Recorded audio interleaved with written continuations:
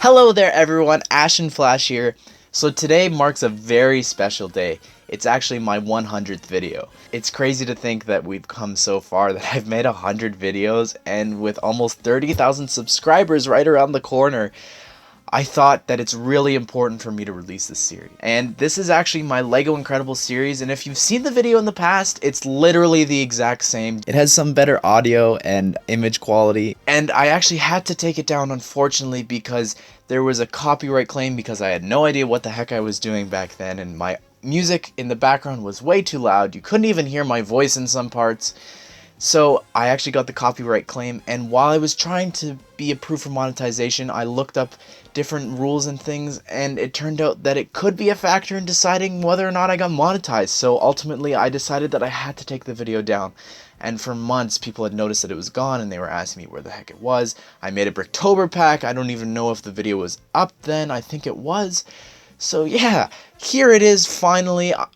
Well, technically this is the first ever YouTube video that I ever made. It's gonna also be my 100th, so I like how that kind of works. Again, I guess my video from yesterday was 100, but it's fine. It released around the same time as the Incredibles 2 movie, and it has characters from both movies, from the first movie as well as the second movie.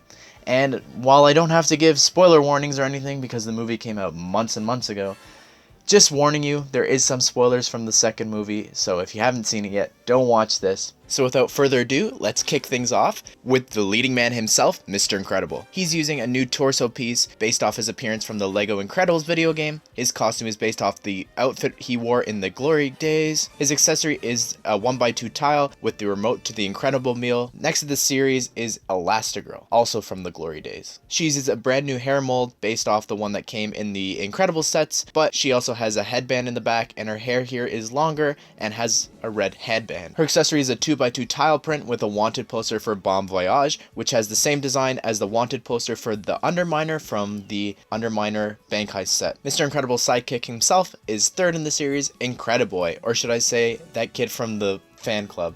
Buddy, Brophy, Brody, Buddy, Buddy Pine. Sorry, I couldn't help it. Anyways, he doesn't have any new molds, and his accessory is a microfigure, which is a piece of Incredibles paraphernalia, which was thought up by my friend Just Too Good. I thought about including a 1x1 trans red stud to represent the bomb, but there isn't really a way to attach it to the cape, so I didn't include it. Speaking of bombs, next in the series is the French villain himself, Bomb Voyage, and he uses a new build for the bomb based off of the cute little classic bomb type bombs from the LEGO Batman movie. It's just the orb piece in a 1x1 stud with a hole in it with a white hot dog piece attached to it. Next up is the classic hero, is a fan favorite for some reason.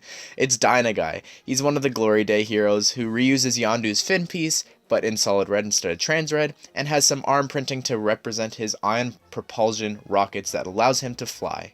Speaking of Glory Day heroes, another important hero is Gazerbeam. He uses the latest football helmet that a lot of figures have been using a lot more, and he has a new visor attachment piece that attaches to complete his headgear, and his accessory is pretty morbid. In the Incredibles lore, there is a team of superheroes called the Thrilling Three. Their leader is Dynaguy, but unfortunately his cape snagged on takeoff, and the Thrilling Three were quick to advertise the new opening in leadership with a 2x2 tile saying, "This could be you, lead the Thrilling Three." Gazerbeam does lead the Thrilling Three until his later demise at the hands of Syndrome. Speaking of Syndrome, here's his assistant, Mirage. She comes with a new hairpiece, and her accessories are a 2x3 tile of the envelope that she lives on Bob's desk at Insuricare, and her other accessory is a 1x2 tile of her calling card with a cool Mirage effect. She also comes with a fabric skirt piece, which is reused a couple times in this series. The next figure in the series is Carrie McKean, the Parr babysitter. Her design isn't anything too special with the exception of her braces printing on her teeth. Her accessories include a fire extinguisher and Fire Baby Jack Jack. Here's Dash in his racing outfit. He's reusing the same Widow's Peak hairpiece LEGO uses in the Incredible sets, and his accessory is one of the new books in red with the cover printed of New Math for Life, which is Dash's math textbook. Next in the series is Violet, and she uses the same outfit again as her outfit from the end of the first Incredibles movie and beginning of Incredibles 2, and uses the new baby strap mold from the Outdoor Adventures People Pack set in black instead of dark tan. Of course, we're not going to have a baby strap without a baby, so I decided to also include another Jack Jack variant, this time the normal Jack Jack variant in a normal onesie. She also comes with a Power Blast piece in trans purple. Also present the day of the Underminer's attack is one of the latest additions to the Incredibles franchise, Winston Deavor. He uses the same suit that he sports for the entirety of the movie. His hair piece is the Widow's Peak hair in dark brown with some dark tan highlighted in it, and his accessory is a microphone for all of the speeches that he gives throughout the movie. Next in the series is Parr in his casual outfit. This is when he's exhausted from Helen being a super, Jack Jack's new powers, and Math being changed, and Violet having the adolescence. His accessories is another Jack Jack variant, this time in diapers and with green laser eyes.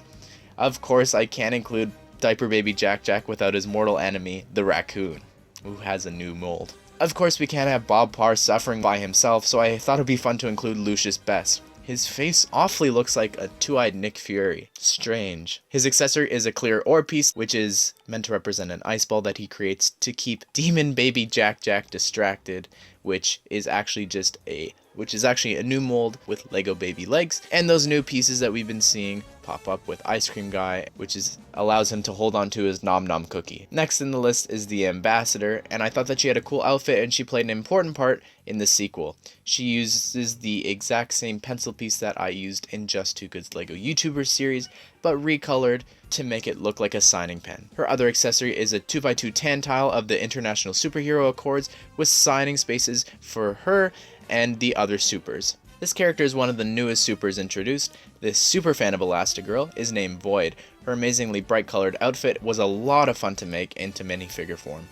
She has a new hairpiece, and her portal pieces are made from the transparent holders with a small plate piece in trans light blue. I thought it was also important to include an alternate facial expression for Voyd. While she has a normal face print on one side, she also has an angry expression while she's being controlled by Screenslaver's hypnosis goggles. Next up is another new super who's one of my favorites, Reflux. His power is having a molten stomach and regurgitation. His costume was so much fun to make as well, and like Voyd, he has an angry expression, also wearing the Screenslaver hypnosis goggles. His accessory is a neck attachment that represents his molten lava, and while the movie has it more like lava, a lot of the official toys of Reflux actually has it being trans yellow, so I decided to do that here. Next in the series is Evelyn Deavor. This is based off her outfit from towards the end of the film, and her hairpiece is Jay's hair from the Lego Ninjago movie, and her accessory is a 2x2 tile of the blueprints of Elastigirl's new suit that she designed, with new gadgets like a built-in phone and camera, as well as a freezing warning at the bottom right. Last up is a figure that 100% should have been in Elastigirl's Rooftop Pursuit set. It's the updated Elastigirl that we've seen in all the trailers. I know it wasn't made by Edna Mode, but this new super suit I really like. And like the other supers under Screenslaver's control, I thought that it would be fun to include an alternate expression here of her also wearing the Screenslaver's goggles. Her accessory is based off of the tracking device that she uses to track down Screenslaver, which is just a 1x2 printed tile. Anyways, everyone, that is the entire series, and here is the checklist with all 18 figures. And the reason I chose 18 is because this is, of course, a Disney movie, and we saw with the first Disney series that it only had 18 figures, and the second Disney series, of course, also is coming with 18 figures. So it only makes sense that if they ever made an Incredibles series, they would only have 18. The ordering might look a bit random from far away, but I actually did my best to put them in order of their chronological on-screen appearances of both of the Incredible films. I thought that it was important to mention the characters that I didn't include. I know back then the #1 comment was, where the heck's Frozone? And I like to think that all my series were connected, and Frozone actually appeared in Just Too Good Series 2, as well as my Disney Series 3, so depending on what universe it's connected in, blah blah blah. I didn't want him to take up a space here, and well, now looking back, he's in the Disney series too, so there's not really a point of including him. Another figure that I wanted to include but couldn't because of the 18 character limit was Edna Mode. Again, another character that appeared in the Lego Disney series too. I also wanted to keep the characters balanced by including characters from both of the films, so a few honorable mentions that I wanted to mention were Bernie Crump, Gilbert Huff, Tony Ridinger, and Rick Dicker, and all of the other new supers that you actually can see in my Bricktober pack linked at the end of this video that came out way after the original series. Anyways, everyone, I hope that you really enjoyed seeing this series. While it may not be some of my best artwork for sure, honestly, I love this one so much because it will always have a special place in my heart as being the first ever series that I put out on YouTube. And I'm sad that I had to take it down, but like I said before, it was important, but I didn't want anything to prevent me from being monetized because I had been waiting for 6 months. And honestly, I'm glad that I took it down in hindsight. But let me know down below what you guys think. Maybe this is the first time you've ever seen this series. Let me know which ones were your favorites. And again, I mentioned it before, but I do have a Bricktober pack linked to this. 4 extra characters that didn't appear in this series, so head over and check that out right now. Anyways, everyone, I hope that you enjoyed this flashback video, I guess. Thanks again for tuning in for 100 videos, guys. I hope that you have a great day, and I'll see you all in the next one.